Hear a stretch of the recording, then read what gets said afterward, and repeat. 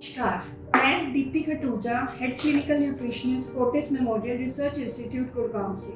आज हम आपसे बात करेंगे कि अल्कलाइन डाइट क्या है, क्या इसके फायदे हैं और किस तरीके से इस डाइट के क्या कुछ नुकसान हो सकते हैं और हम इनको कैसे बच सकते हैं। आइए सबसे पहले हम बात करते हैं कि अल्कलाइन डाइट क्या है।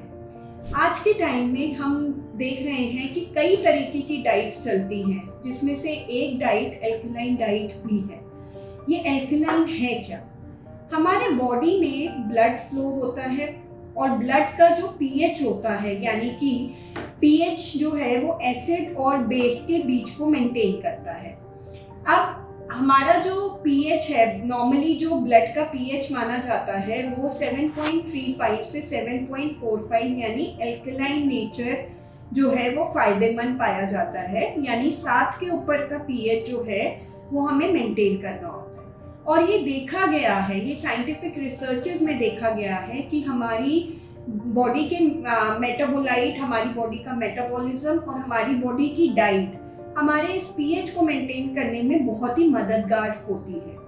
तो इस तरीके से हम जिस तरीके का खाना खाते हैं वो हमारे पीएच को मेंटेन करता है। तो आइए जानते हैं अल्कलाइन पीएच क्या होता है। जो भी केमिकल सब्सटेंसेस या फूड्स हम खाते हैं, जो भी हम फूड्स का सेवन करते हैं, उसका एक आयंस प्रोड्यूस होते हैं।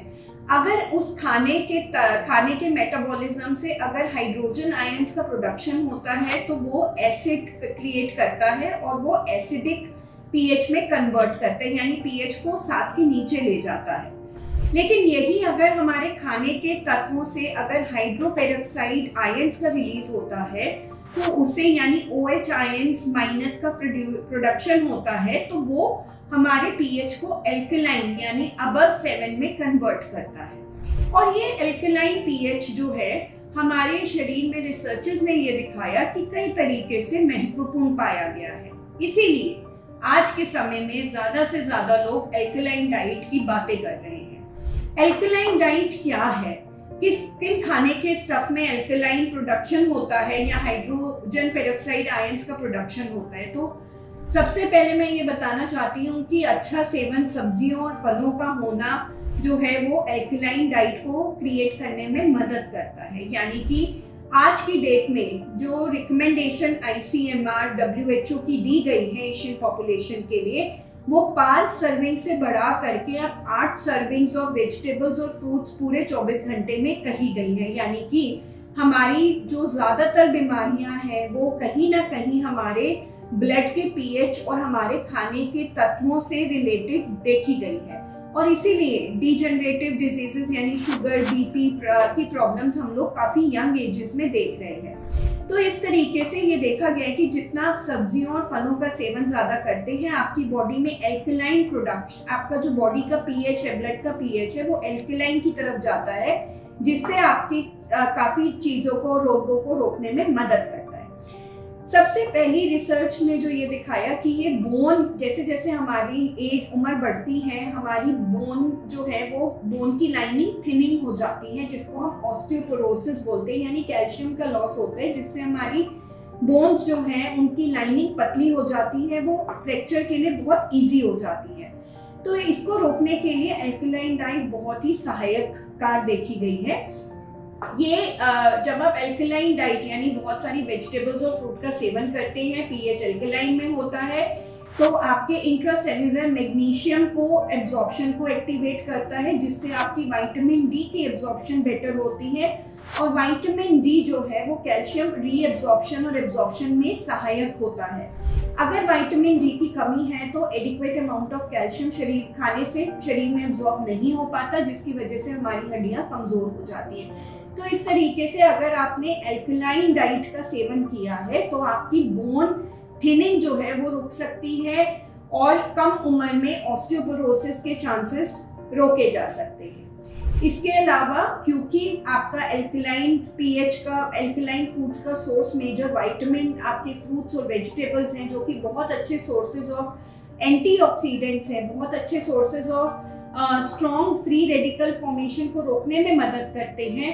तो इनकी वजह से आपकी इम्यूनिटी बढ़ती है और इम्यूनिटी बढ़ने की वजह से जितने भी कीमोथेरेपी कीमोथेराप्यूटिक एजेंट्स यानी जितने भी कीमो के थेरेपी में ड्रग्स इस्तेमाल किए जाते हैं या ड्यूरिंग कैंसर जो इम्यूनिटी वीक हो जाती है उनको स्ट्रॉन्ग करने में भी इनकी सहायकता देखी गई है। और ये some of the clinical scientific researches have clearly shown that। इसके अलावा ये भी देखा गया है कि आपकी बॉडी को पीएच को मेंटेन करने से बहुत ही आपका मेटाबॉलिज्म बूस्ट होता है, जिसकी वजह से वेट लॉस होना एक बहुत ही आसान हो जाता है अगर आप अपना फिजिकल एक्टिविटी और अगर आप अपना रेगुलर स्ट्रेस को मैनेज करते हैं।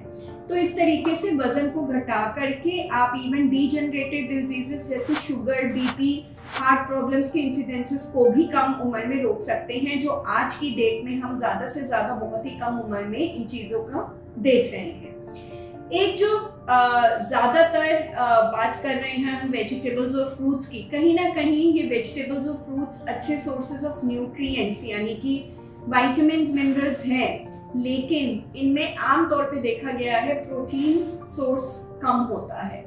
इसलिए थोड़ा सा हमें ये ध्यान रखना है कि इन चीज़ों के साथ साथ हम प्रोटीन चीज़ों का, लो फैट प्रोटीन चीज़ों का सेवन, जैसे खूब सारी दालें, जितना हो सके साबित और छिलके वाली दालें अगर कोई मेडिकल रिस्ट्रिक्शन नहीं है, और उसके अलावा कम चिकनाहट वाले दूध और दूध की चीज़ों का सेवन करें, जैसे कि पनीर है, दही है, और एक मुट्ठी नट्स यानी बादाम और अखरोट की गिरी का अगर हम सेवन अच्छी अमाउंट ऑफ वेजिटेबल्स और फ्रूट्स के साथ करें तो एल्कलाइन डाइट से प्रोटीन की कमी होने से को भी हम रोक सकते हैं, क्योंकि दालें, दूध की बनी हुई चीज़ें और नट्स ये अच्छे सोर्सेज ऑफ प्रोटीन्स हैं जो कि आपकी मसल बिल्डिंग और मसल एनाबॉलिज्म और मसल स्ट्रेंथ में सहायककार होते हैं।